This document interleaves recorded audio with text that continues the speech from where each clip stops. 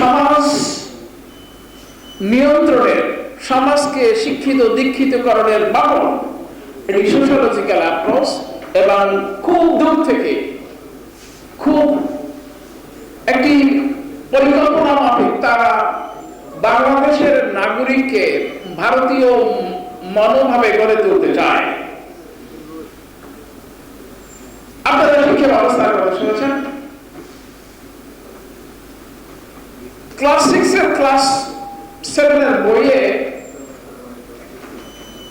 ইখতিয়ারউদ্দিন মোহাম্মদ বখতিয়ার খিলজিকে আক্রমণকারী বলা হয়েছে। 1204 সালে ইখতিয়ারউদ্দিন মোহাম্মদ বখতিয়ার খিলজি যখন বাংলাদেশ জয় করেছেন, তখন থেকেই আমাদের আইডেন্টিটি পরিবর্তিত হয়েছে। ওইটি হচ্ছে আমাদের আসল পরিচয়, ওইটি হচ্ছে আমাদের ঈমানের পরিচয়। এই পরিচয়কে ভুলে গিয়ে মোদি বলছে ভারতে মুসলমানরা বহিরাগত। আর এরাও এখানে এমন লেখক, এমন বুদ্ধিজীবী সৃষ্টি করছে যারা বলছে যে এখানে মুসলমানরা আক্রমণকারী। সুতরাং একটি সমাজতান্ত্রিক পরিবর্তন, একটি চিন্তা অর্থ তাদের মধ্যে রয়েছে, একটি দূরবর্তী প্ল্যান। এইটা একটি সোশ্যালজিক্যাল অ্যাপ্রোচ। আর পলিটিক্যাল অ্যাপ্রোচটা হচ্ছে এই, আপনারা সবই জানেন, এতক্ষণ জাতীয় নেতৃবৃন্দ বিভিন্নভাবে বিভিন্ন পর্যায়ে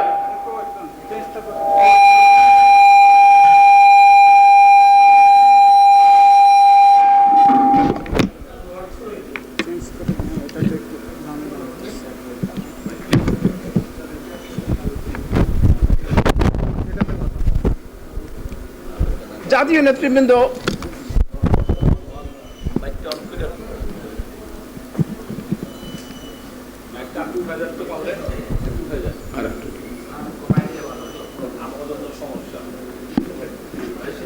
ঠিক আছে, জাতীয় নেতৃবৃন্দ যথার্থভাবেই বহুমুখী সংকট আলোচনা করেছেন। রাষ্ট্রের 3টি অর্গান, আইন সরকার, বিচার বিভাগ, আমলাতন্ত্র সর্বত্রই ধস নেমেছে, বিচার ব্যবস্থা নষ্ট হয়ে গেছে, সংস্কৃতি ভারতীয়করণের প্রক্রিয়া চলছে। সবকিছু অনেকেই বলেছেন প্রেসক্রিপশন অ্যাক্টে, রেজিম চেঞ্জ। এই রেজিম চেঞ্জের জন্য রাষ্ট্রবিজ্ঞানের 3টি পথ আছে। একটি হলো জনগণের আন্দোলন, আরেকটি হলো নির্বাচন, আরেকটি হলো অভ্যুত্থান। সে সামরিক অভ্যুত্থানও হতে পারে, গণ অভ্যুত্থান, অথবা বামপন্থীরা যেভাবে গেরিলা যুদ্ধ এইভাবে হয়। আমাদের সামনে আমরা গণতান্ত্রিক বিধি ব্যবস্থা বিশ্বাস করি। নিয়মতান্ত্রিক আন্দোলন, নির্বাচন ব্যবস্থা, গণতন্ত্রের যে মূল সূত্র, মূল মন্ত্র, সেটি আওয়ামী লীগ নষ্ট করেছিল। আপনি দেখেন পাকিস্তানে বা ভারতে রিগিং হয়, নানা ধরনের পার্সিউশন হয়, নানা ধরনের ব্যবস্থা ব্যতিক্রম করে, জালিয়াতি হয়, কিন্তু নির্বাচন ব্যবস্থাটি ঠিক আছে। অর্থাৎ মানুষকে ভোট দেওয়ার একটি অধিকার, ভোট দেওয়ার সক্ষমতা, ভোট দেওয়ার সুযোগ রয়েছে। পাকিস্তানে যদি দেখিয়েছে, ভারতে মোদী অন্তত মানুষকে ভোট দেওয়ার অধিকারটি কেড়ে দেননি, কিন্তু বাংলাদেশে এই ভোট দেওয়ার অধিকারটিও কেড়ে নিয়েছে।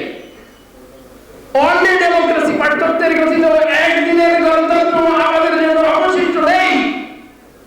এটি এই গত নির্বাচনে প্রমাণিত হয়েছে যে গণতান্ত্রিক পন্থায় নির্বাচনের মাধ্যমে নিয়মতান্ত্রিক পন্থায় সরকারের গঠন করা সম্ভব নয়। আপনারা সবাই ঐক্যের কথা বলেন, সবাই ঐক্যের কথা বলেন, সবাই ঐক্যের কথা বলেন, কিন্তু আসল ঐক্য যখন অর্জিত হবে তখন আপনারা নানা ব্যাচে, নানা কৌশলে, নানা ছলে বলে কথা বলেন। আজকে এখানে বিশ্ব জাতীয় নেতৃবৃন্দ যদি শক্ত হন, সুদৃঢ় হন, শক্তি যদি এই দেশের মুক্তি চান, তাহলে পরে জাতীয় ঐক্য অর্জন করা কঠিন নয়।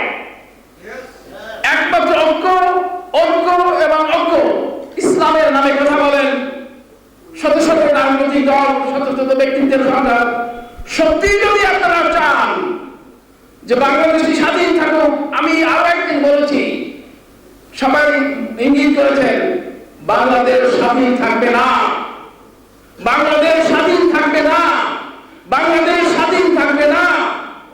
2025 সালে একটি চুক্তি স্বাক্ষরিত হবে। আমি দিনক্ষণ দিয়ে বলছি, আবার 5 বছর পরে আরেকটি চুক্তি স্বাক্ষরিত হবে, যখন সিকিমের মতো এই লেনদেন যে শেখ হাসিনা যদি ক্ষমতায় থাকে, তাহলে পরে বাংলাদেশ হবে ভারতের একটি অংশ, ফেডারেশন। তারা বুদ্ধিমান, বাংলাদেশকে ভারতের অন্তর্ভুক্ত করবে না, কিন্তু অধীন করে সমস্ত এই আজকে